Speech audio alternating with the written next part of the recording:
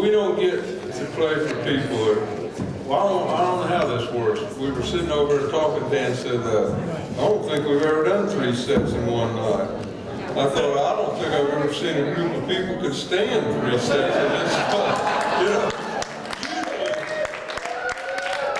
usually whenever we play, there's a band that is confident that kind of gives you a chance to clear your palate.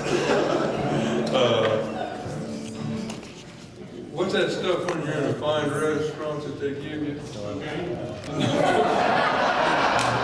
be a really fine restaurant. Is it sherbet? I think it's sorbet, yes. This is the smartest group over here. This is the most unruly group. I can't see you guys very well. This may be where the Hoosiers are from. Anyways, I really want to thank you for staying, because we know this is kind of an acquired taste. I mean, we don't play the kind that's all smoothed out for you. And, you know, if you hadn't heard this before, you wouldn't know what to expect. And so, just go away thinking this is the best of the bad music you ever heard. Here's a guitar, he's tuned like Doc Watson, no telling what it's going to sound like. Play that thing, it doesn't even have the regular notes on it.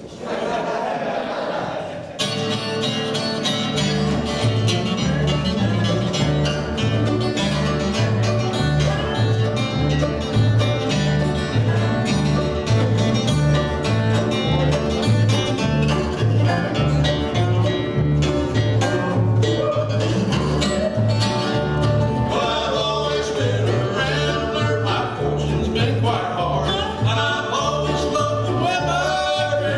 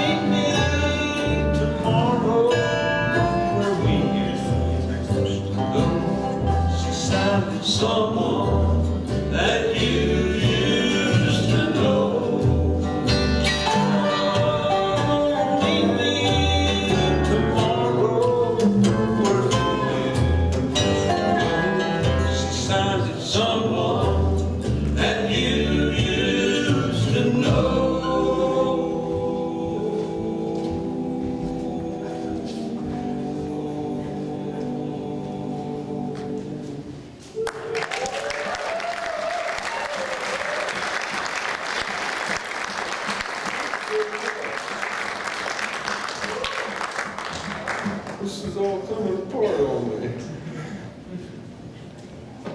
Engineering is not my long sleeve. I can't do this. I'm just going to let it go. I'll wiggle around. We had a request to do Mule Skinner Blues, and none of us knows it. We recognize it when we hear it. It's a wonderful Bill Monroe song, and so we just replaced it with a Bill Monroe song. This is the one that he wrote that kind of split the bluegrass atom up until, I can only imagine this is an imaginary thing. It's not real true history, but at some point around 1946, Bill Monroe came backstage with a brand new banjo player.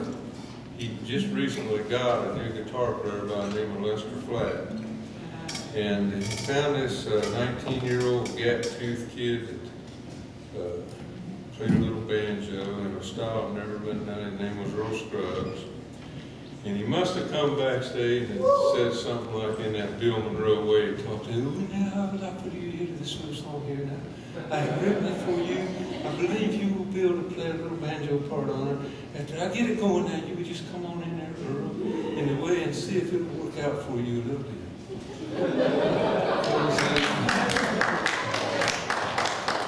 My favorite Bill Monroe speech I actually heard and memorized. It started like this. And back when I first invented bluegrass music, there wasn't no bluegrass songs.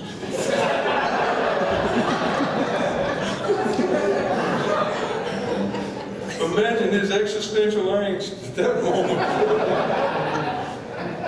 I don't know what we do.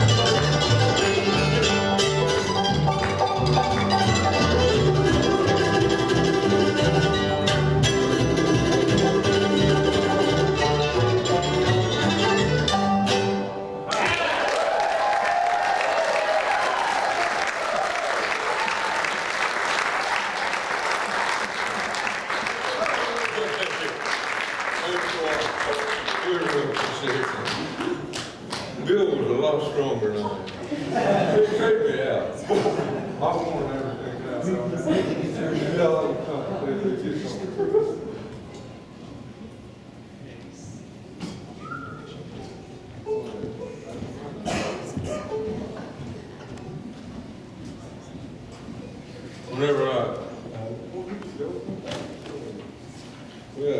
Whenever I first moved to Colorado, it was about 15 years ago, the nearest town about 20 miles away, called Westcliff, Colorado, and it's all cowboys.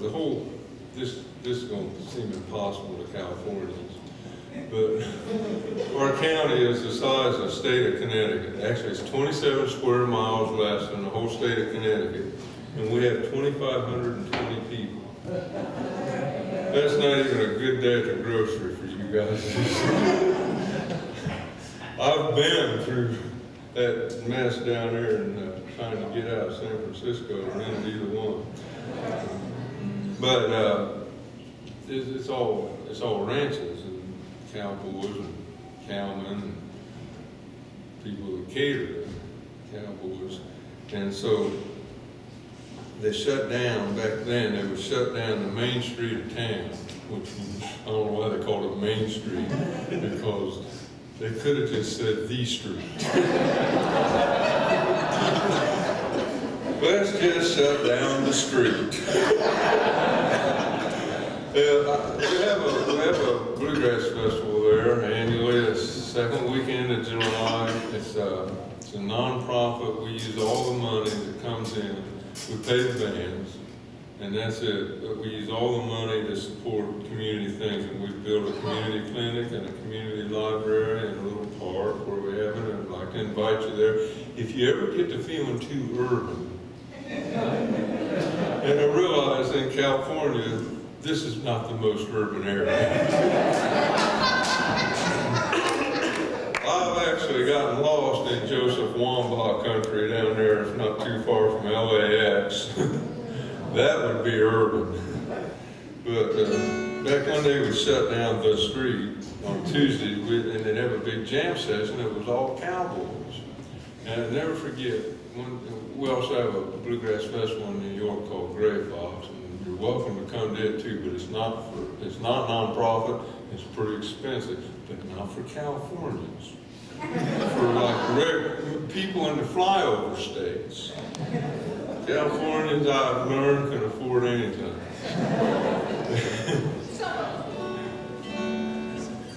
You mean it's not everybody? Oh no, my bubble is burst. Well, just let me know you're from California when you get there, and we'll do the best we can. Anyways, when they shut down this street, and they'd have a big jam session, and a lot of the cowboys would come with guitars and banjos and like musical instruments, and some of them would come with non-musical instruments like saxophones and bagpipes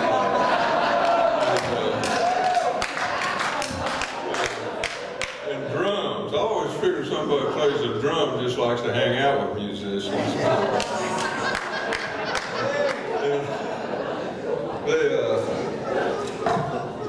Just remember, it was a ham boner that said that. So, as soon as I moved here, I started going there. This story does lead somewhere. I've never told it before, so it's probably going to take a while to get to the dead end. But I had to say that I went there for like maybe every week for 4 or 5 months whenever I could, and that was most of the time. And I never heard a song played that I'd ever heard before. I don't, and the thing about these cowboys is, and a lot of them, I mean, you couldn't think of a more dangerous line of work. A lot of people think cowboying is like being Roy Rogers, but there are actual cowboys who don't even tuck their pants into their boots. All the cowboys, I don't know a real cowboy that actually has a cowboy hat. They all have ball caps. But I know a lot of guys like doctors and lawyers that live there have nice hats, big cowboy hats, you know. So like if you're going to sue a cowboy, you got to have a real nice cowboy hat, I believe.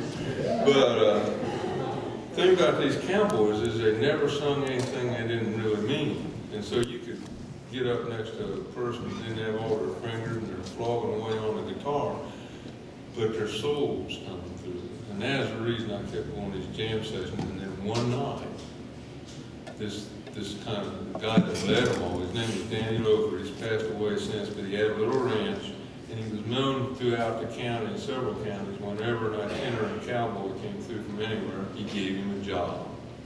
Cowgirls too, and there are those. And the plain fact is, I think they can whip the snot out of most cowboys. Because for some reason, in that culture, the bar is raised higher, and I'm amazed that feminists don't just gather up a bunch of these girls, take them out there and say, all right, dudes, give me some of your crap now.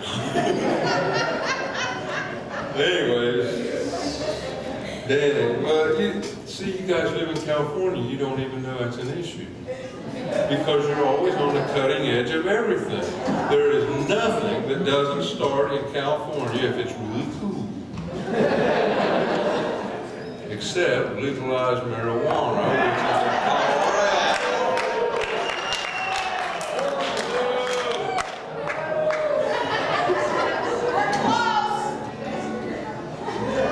I know you're doing the best you can.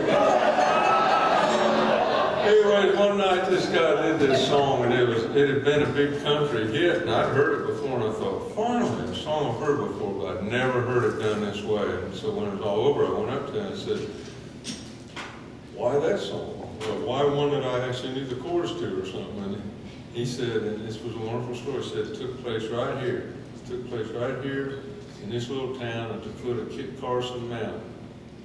And just to show you how cool California is, we have 51 14,000-foot peaks, and you have 3, and still one of yours is taller than any of all. That's cool. But what had happened was, the true story evidently, this rich rancher had hired some cowboys, and his daughter fell in love with one of them, and she was supposed to go off to Europe back then to get an education. And you know how it is when you fall in love with them, you can remember that testosterone starts coursing through your blood, and then the same with estrogen. And so they were going to separate the couple, and instead they ran away. And the problem was, back in these old days, there was too much space to run to. When you were in Texas, and you ran off through West Texas, there wasn't anything but what they call the staked plains, and they were staked because they were so plain, you get lost without them. The Spanish had put those stakes in when they came, so they would follow those stakes over the old Chisholm Trail, which ran up the Front Range, and that's the way they would drive the cattle up to Denver to take them to Chicago, really. And so the rancher sent some Texas Rangers after him to kill the cowboy and bring his daughter back. And they caught up with him right there at Kit Carson Mountain. He looked down into her dark eyes and said, say a prayer for me. She threw her arms around him and said, God will keep us free. They could hear the riders turn. He said, it's my last fight to take me back to Texas. Won't take me back. There was 7 Spanish angels at the altar of the sun. They were praying for the lover in the valley of the gun. When the fire stopped and the storm, and the thunder from the throne, the 7 Spanish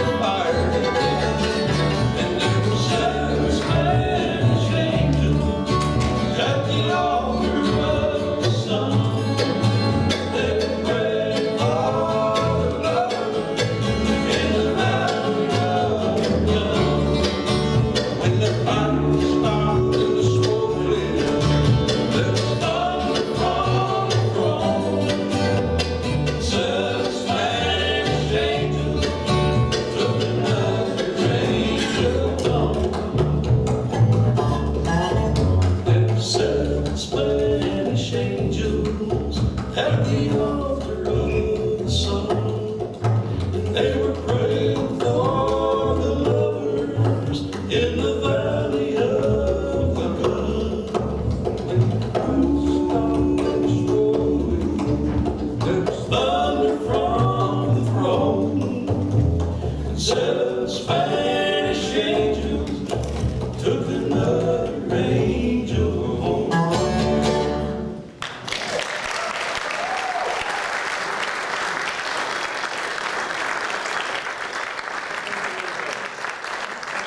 Thank you so much. Thanks for coming out. We really do thank Sam for having this and for bringing so many of you wonderful folks in here. And, we need to practice. We might have to do some of these songs down Hardy Strictly. And if you come down and see us, we'll be playing at noon on Friday. I'd like to look out and see some familiar faces from here, but I wouldn't recognize them because I'm under the French fry lights. So we'll leave you with something for the younger people. We only know one rock and roll song. Our favorite bluegrass songwriter, in fact, is Sam Cooke. And yeah, didn't know you. You know that back when I invented bluegrass music, people like Sam Cooke, they would come along and try to do the best they could at writing a little song.